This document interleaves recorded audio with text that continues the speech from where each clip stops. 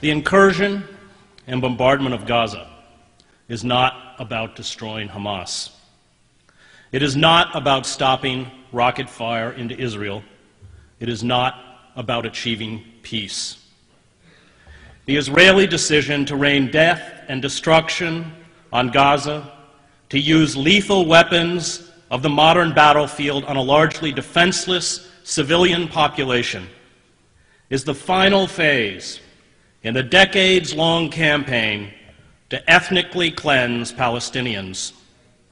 The assault on Gaza is about creating squalid, lawless, and impoverished ghettos in the West Bank and Gaza, where life for Palestinians will be barely sustainable. It is about building a series of ringed Palestinian enclaves where the Israeli military will have the ability to instantly shut off movement, food, medicine, and goods to perpetuate the misery. Privilege and power, especially military power, is a dangerous narcotic.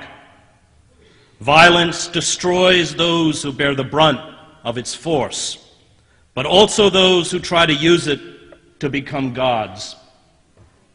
Ehud Barak, Israel's defense minister, said Israel is engaged in a war to the bitter end against Hamas in Gaza.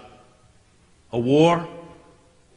Israel uses sophisticated attack jets and naval vessels to bomb densely crowded refugee camps, schools, apartment blocks, mosques, and slums, to attack a population that has no air force, no air defense, no navy, no heavy weapons, no artillery units, no mechanized armor, no command and control, no army, and calls it a war. It is not a war. It is murder.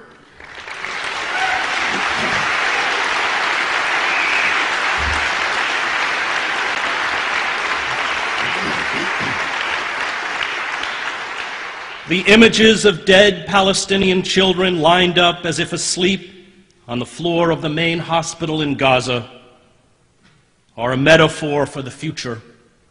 Israel will from now on speak to the Palestinians in the language of death, and the language of death is all the Palestinians will be permitted to speak back.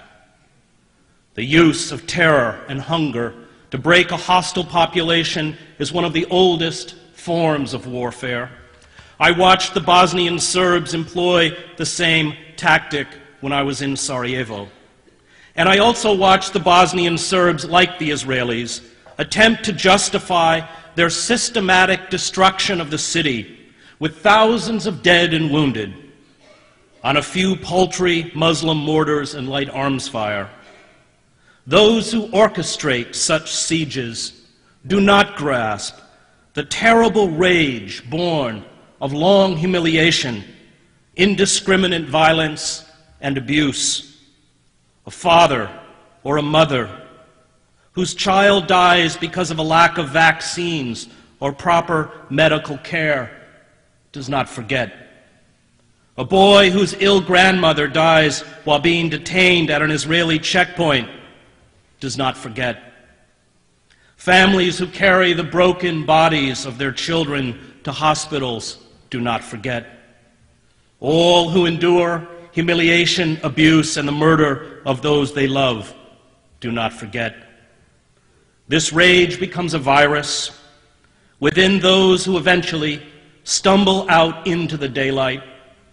Is it any wonder that 71% of children interviewed at a school in Gaza recently said they wanted to be a martyr?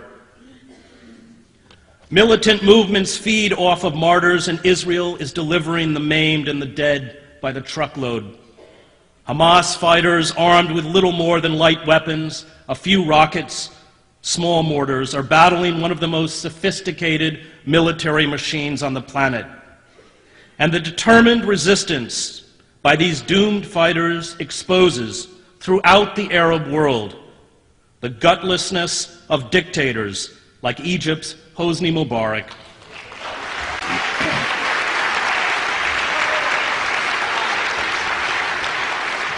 who refuses to open Egypt's common border with Gaza despite the slaughter.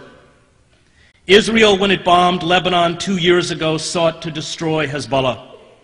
By the time it withdrew, humiliated, it had swelled Hezbollah's power base and handed it heroic status throughout the Arab world. And Israel is doing the same for groups like Hamas. The refusal by our political leaders, from Barack Obama to all but 5 members of Congress, to the major media, to speak out in defense of the rule of law and fundamental human rights exposes our cowardice and our hypocrisy.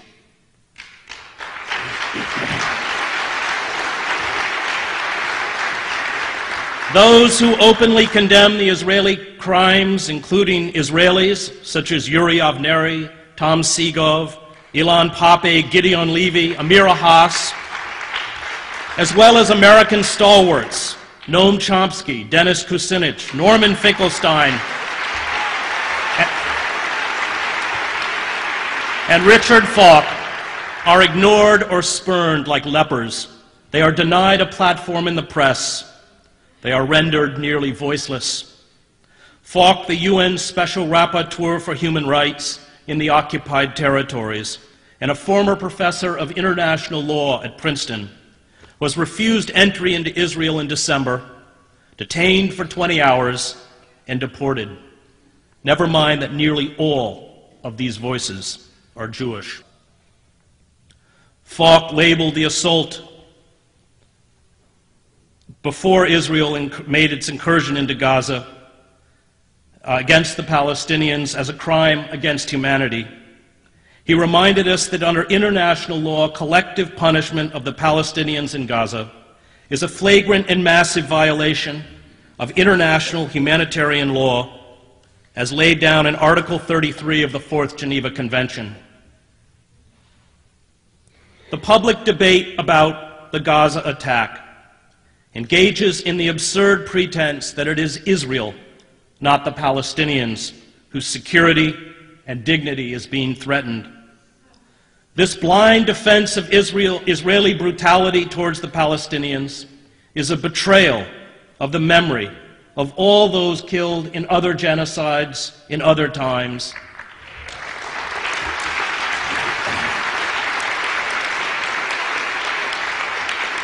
From the Holocaust to Cambodia to Rwanda to Bosnia, the lesson of the Holocaust is not that Jews are special. It is not that Jews are unique. It is not that Jews are eternal victims.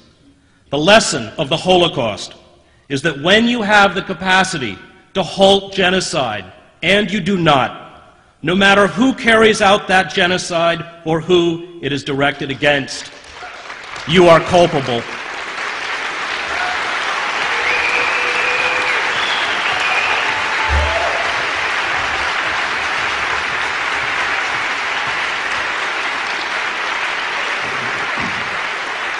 And we are very culpable.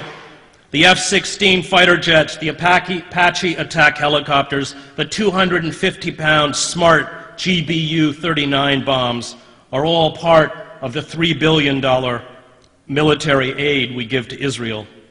Palestinians are being killed tonight with American-made weapons. But perhaps our callous indifference to human suffering is to be expected. We, after all, kill women and children on an even vaster scale in Iraq and Afghanistan.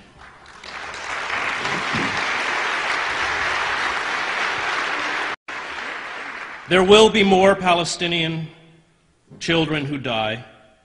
There will be more UN schools used as a sanctuary by terrified families, blown to bits by Israeli bombs, with more than 40 killed, half of whom were women and children. There will be more emaciated, orphaned children. There will be more screaming or comatose wounded in the corridors of Gaza's glutted hospital corridors. And there will be more Israeli lies. For that is what governments do in war. They distort and manipulate the facts, knowing that propaganda is a vital instrument in wartime. The shelling of the UN school in Jabalia took place, Israel said, because Hamas fighters had been firing mortars from near the school entrance. And they offered proof, an aerial photo which showed the school and the mortar. But the photo it was uncovered was more than a year old. It was a lie. And lies permeate the absurd reports like the one on the front page of this Sunday's New York Times titled, "A Gaza War Full of Traps and Trickery." In this story, unnamed Israeli intelligence officials gave us a spin on the war worthy of the White House fabrications made on the eve of the Iraq War. We learned about the perfidious and dirty tricks of Palestinian resistance fighters.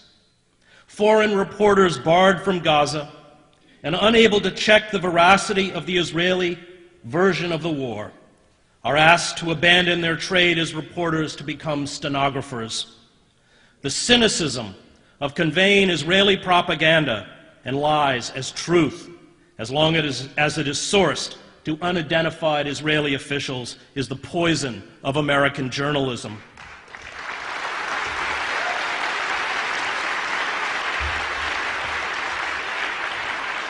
If this is all journalism has become, if moral outrage, the courage to defy the powerful, the commitment to tell the truth and to give a voice to those who without us would have no voice, no longer matters, then our journalism schools should devote their energies to teaching shorthand.